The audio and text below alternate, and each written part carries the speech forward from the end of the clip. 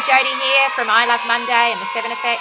So happy Monday. I'm about to head off and have my one-on-one yoga class with my beautiful yoga teacher, Simi. And I wanted to quickly pop in and give you my video blog post. Today's topic is I love freedom.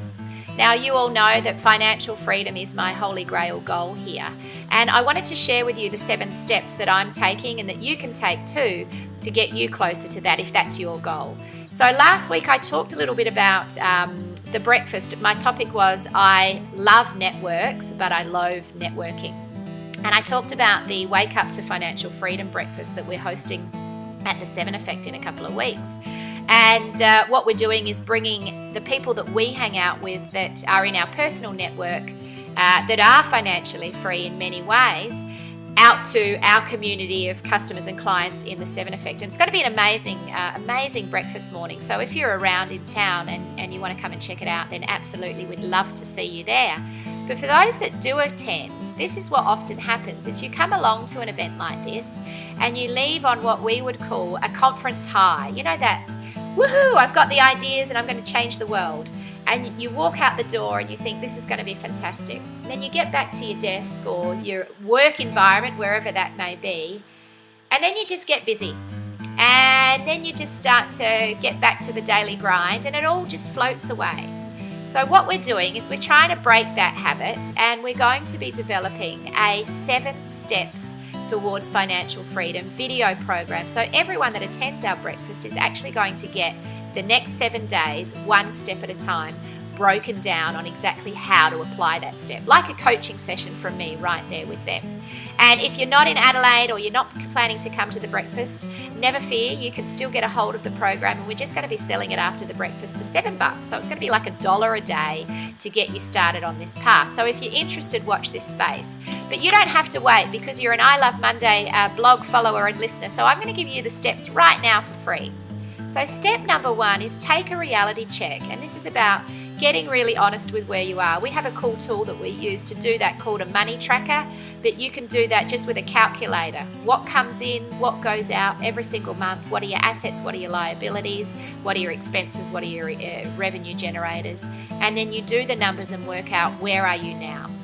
When some people do this, they find that it's a real slap in the face, because sometimes you realize, shit, how am I actually surviving? I spend more money every week or month than I actually earn. And be careful of that if that's your case, because often credit card debt is a big thing in people's lives when that's the situation. And credit card debt is one of the most expensive types of debts you can hold. So get rid of that ASAP. Think about your holy grail. This is step number 2. Set your holy grail goal. You know mine, it's financial freedom, but yours might be something different. Your holy grail goal might be to get a pay rise or a promotion. It might be to start a business on the side. It might be to have more holidays. It might be to work less, to go part-time. So work out what the holy grail goal is.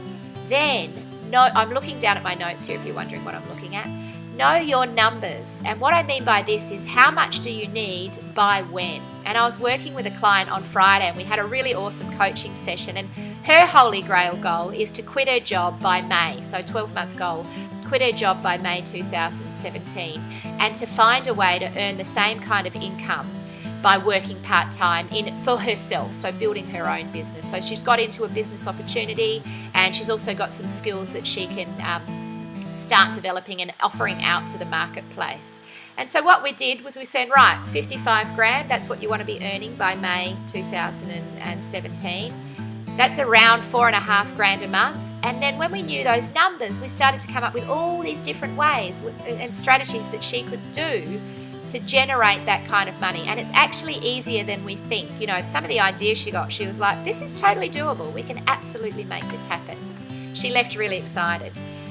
Once you know your numbers, step number 4 is pick your poison. So how will you get there? And in the how space, we're talking about, all right, is it going to be property? Is it going to be shares? Is it going to be business? If it's business, what type of business? If it's shares, what type of shares? If it's property, what type of property? If it's in your own business or career already, maybe it's not about working for someone else, working for yourself, but maybe it's about working for someone else, and there's nothing wrong with that if that's the case. Maybe it's about advancing your career. So So the how might be developing leadership skills or developing advanced time management skills. Work out or developing process improvement skills. So work out how you will get to where you're going. So the Holy Grail goal is kind of like the why, then we have the what of your numbers, and then the how of picking your poison. Step number 5, pave the way. And in step number 5, we look at developing a plan. All right, month by month, what are the actions that you need to take? Fairly straightforward. Step number 6, get trusted advisors. Now, this is a really big important one, and in the program I go on a big rant about this because it matters so much about who you take advice from. Top tip, never take advice from people who are not where you want to be. Too many people take advice from the people who have failed in the things that they want to try. So the people that have lost money in property or shares. And look, I'm sorry for you if you ever have, but stop giving everyone advice on not to do it, because there are also people out there who have succeeded in that space. So if you're looking for advice, yes, learn from the people that have failed, but ultimately follow and listen to the people who are succeeding. They're the ones to copy, not the losers. Sorry to call you a loser if you've failed in that space. I have too, but I pick myself up and I get back on with it. I'm not a loser forever, but I have lost many times in business.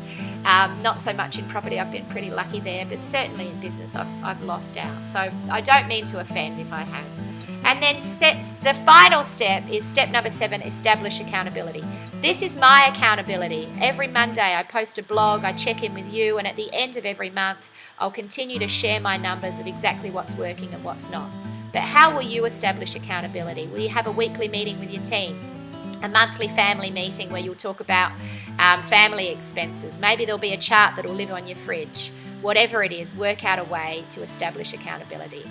That's it from me. Have a great week and happy Monday. I'll see you next week. Bye.